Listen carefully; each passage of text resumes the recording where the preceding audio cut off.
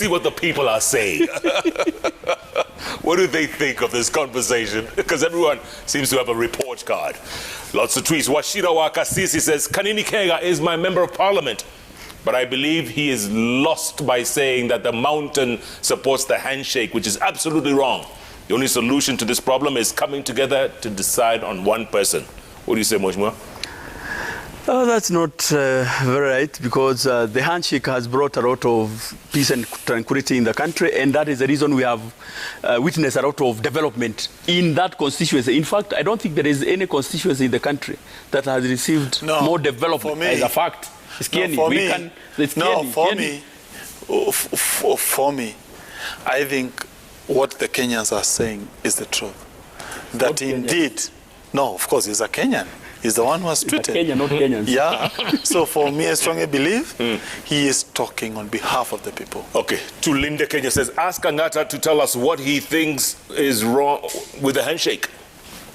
Oh, the handshake is a very good thing. We are it not for the problems that we are now currently facing, focusing on changing the constitution to make an imperial president instead of looking at the issues concerning Mwananchi, unemployment, the coffee farmer, the tea farmer.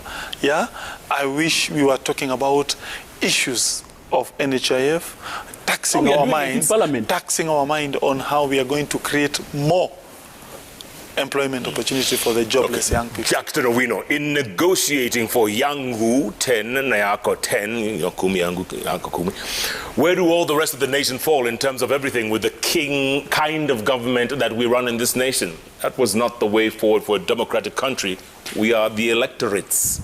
I said, if they say 10, basically those who are individuals who had their own agreements, the Kenyan people will make that decision, you know, at the opportune time, based on the performance of individuals and the report card I talked about. But Senator, you disagree. It's not about you're waiting for your 10. No, I agree with him. Deputy President said a very good point. He said that he does not believe in politics of debt. No one owes him any debt. What do you say? No, what I meant, let me tell you what I meant. The President echoed the feeling of the people. Kang'ata, he echoed the feeling of the people. To me, that's what I meant. Of course, don't put words into my mouth. What the president did, he only echoed the sentiment in the Mount Kenya. Okay, Umbati Francis says politics has no permanent enemies. We know that. The Mount Kenya people will vote in the one whose manifesto is appropriate. Yes. Absolutely. Spot on. That is what we'll go for come 2022. And you remember this debate? On this day? Absolutely. I agree. It's about the people. It's not about Tibim. It's not about Telala. It's not about Kitendawili. Of course. It's not even about Kumi. Canario Beth says, so when we talk about paying political debts that were made without our approval, what makes us think that when these candidates assume power, they will serve the people? Because technically it means the presidency is their right. I agree. You seem to be agreeing a lot today. Yes, of course. Because we don't believe in politics of debt. We believe it about the people. It's not about the leaders. And that's why we strongly felt that BBI was about creating position for the big honchos. Yeah? I wish we concentrate as a country on the problems bedeviling the common Mwananchi. Jeff, young people are suffering. They have no jobs. Jeff, this country, the counties, it's about stealing. We need leaders with integrity. I wish that should be the focus. I wish prosecutions currently, they are not being skewed or weaponized for politics.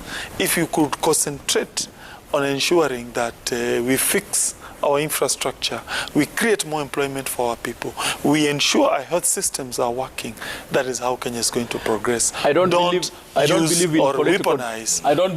on political debts. I only believe in debt of gratitude. You know, when for example, as the Kikuyu people, for example, and I'm saying as a Kikuyu, from independence, we have had 3 presidents. We owe debt of gratitude to many of the Kenyan population. basically because they have supported one of us. And I think it's a high time that we also reciprocated. And as a chairman of budget, when we are dealing with debts, we deal with the aged debt. You know, the old debt. You start with the old debt. You know, you start with the old stock going to the new debt. Very well put. So who's the old debt? For me... Chairman, no, wait. Sir Bogua says, whether we support Ruto or Raila, Mount Kenya people have a right to make their decision on which side to follow. Mount Kenya votes have a lot of influence in government formation in this country. Obviously, we know. Yeah, true. True. Yes. And you say it might be up to 9 million after this new registration. Absolutely. We are heading to 10 million. We might get to 10 million. Wow. Yeah. Honorable Lukinda Ojuka says, ask the Moranga Senator, Honorable Kang'ata, that they will accept peacefully the defeat come 2022. If any case, if they lose, and can they make it in 2022 with no President Kenyatta blessings? Remember we were talking about endorsement before? Yes, I can tell you. For endorsement. I want... The first part is we'll accept defeat if... Yes, I want to make an announcement here that as UDA, we shall accept once we are defeated in a democratic and a peaceful manner. Please, I ask my friend Raila Odinga and his candidate here, his Kieni candidate, Kanini Kega, please, can you make a similar pledge?